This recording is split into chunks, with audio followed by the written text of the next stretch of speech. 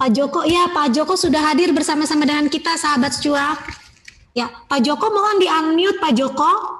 Belum kedengaran suaranya. Pak Joko, di-unmute audionya. Yang ada merah-merahnya Pak, diklik Pak. Di-unmute Pak. Ya, ya mantap. Selamat siang Pak Joko, tadi saya belum ketemu nih, saya belum menyapa Pak Joko. Semoga sinyalnya kita baik semua ya Pak. Pak Joko, selamat siang, audionya belum kedengaran lagi. Selamat siang. Oh ya, siap. Nah, kedengaran Pak, udah jelas Pak. Pak Joko, kita membahas tentang ketangguhan mental. Ya, nah ini kan Novendra Priasmoro nih baru saja meraih gelar Grandmaster ya. Selamat, saya selama ini belum ketemu Pak Joko, dan ketemunya di online, jadi selamat ya Pak. Saya yakin keluarga semua juga bangga dengan lahirnya Grandmaster baru Indonesia, ya Novendra Priasmoro. Nah, terima kasih kesediaan Pak Joko untuk berbagi cerita.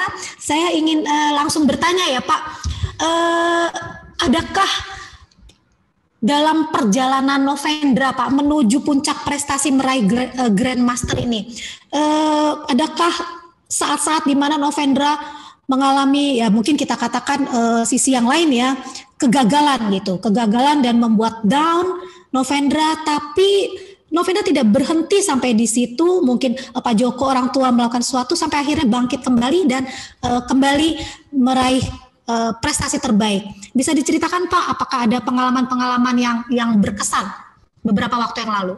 Silakan Pak Joko. Itu pengalaman Novendra itu waktu KU 13 tahun Jurnas di Palembang, nggak salah itu. Di Palembang ya Pak? Iya. Jelek banget itu. Sedangkan dia itu di DKI kan juara 1 itu. Iya. Kan dikirim ke Jurnas. Iya. Itu permainan jelek ya, saya sampai pulang itu saya ya mungkin kan ya sebagai orang tua tetap ya ngomel-ngomel lah istilahnya ya kan. Ya. Saya ditegur ya Pak ya. Belajar lagi sampai tahu 15 tahun terus kan bangkit terus kan karirnya dia catur. Iya. Umur 15 tahun itu. 15 tahun itu. Oh.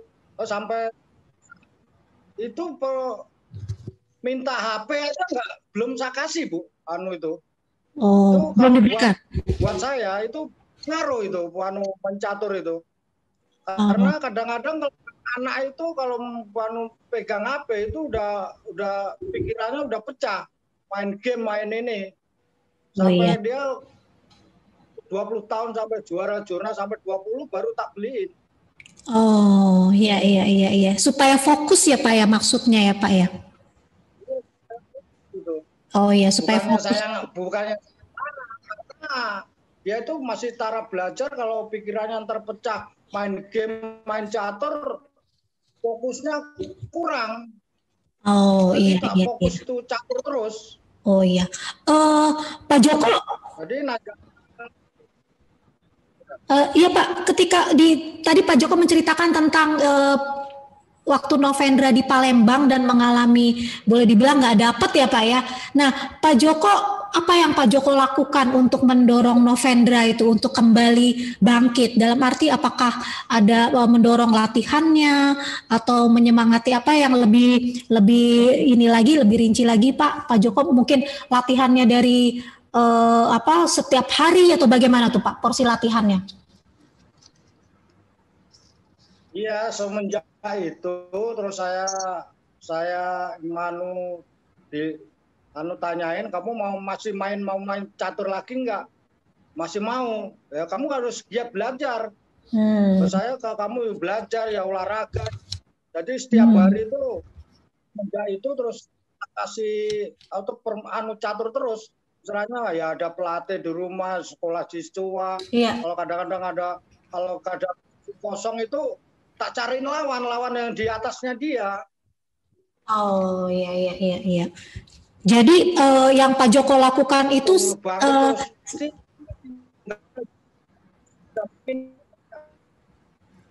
Pak, agak putus-putus Pak.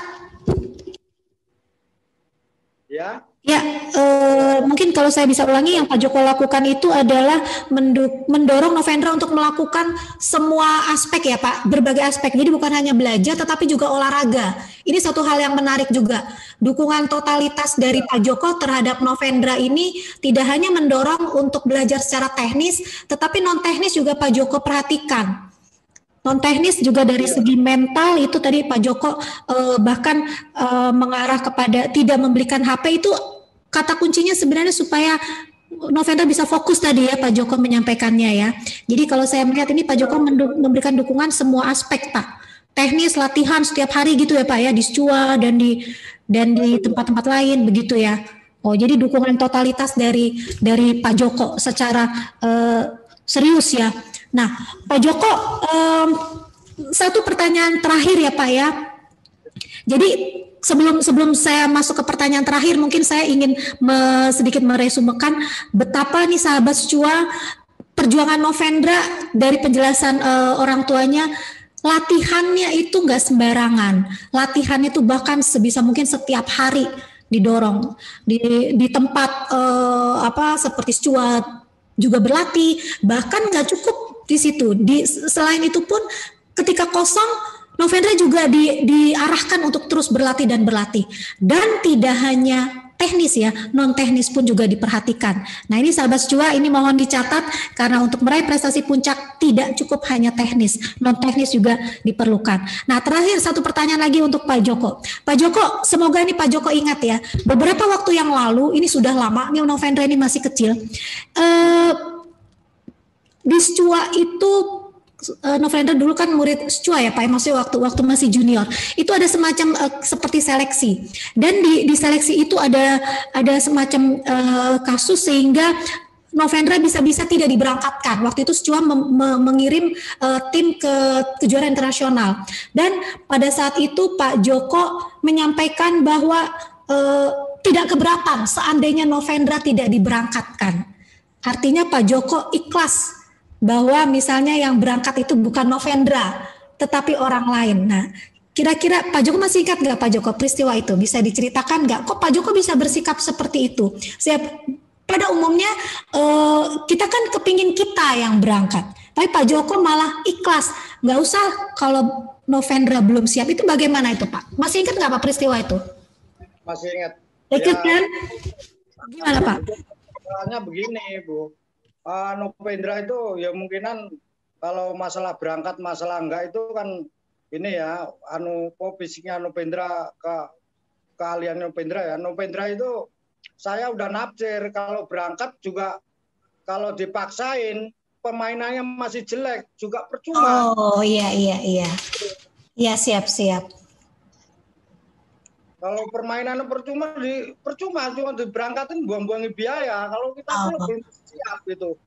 Sedangkan saya kalau bilangin Novendra, kamu kalau keluar, kalau saya suruh biaya, saya angkat tangan. Kamu harus nyari prestasi sendiri. Ya itu jalannya kamu harus belajar giat. Kamu pasti ada lirik gitu. Kalau dia belajar gitu. Siap. Ya, berarti yang diutamakan oleh Pak Joko adalah kualitasnya Novendra ya, ketimbang sekedar diberangkatkan ya. Wah, ya, ini luar biasa ya. Jadi Pak Joko ikhlas sudah. Kalau memang belum saatnya yang nggak diberangkatkan nggak apa-apa.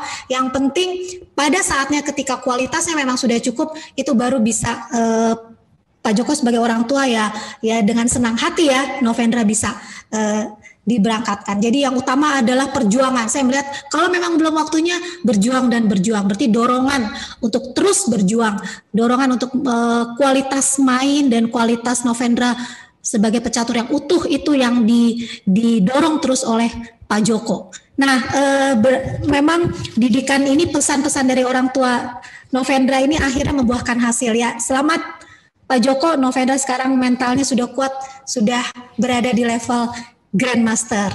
Ya, terima kasih Pak Joko untuk sharingnya. Terima kasih Pak Samsul, kita sudah mendengar bincang-bincang kita, sharing dari orang tua, bagaimana selama ini mendampingi baik As yang masih saat ini usia 10 tahun ya Pak, mohon maaf kalau saya salah, sekitar betul Pak, 10 tahun dan Novendra yang sudah meraih Grandmaster. Kita sudah dengar sharingnya, ada beberapa kata kunci dan semoga ini jangan dilupakan. Ya.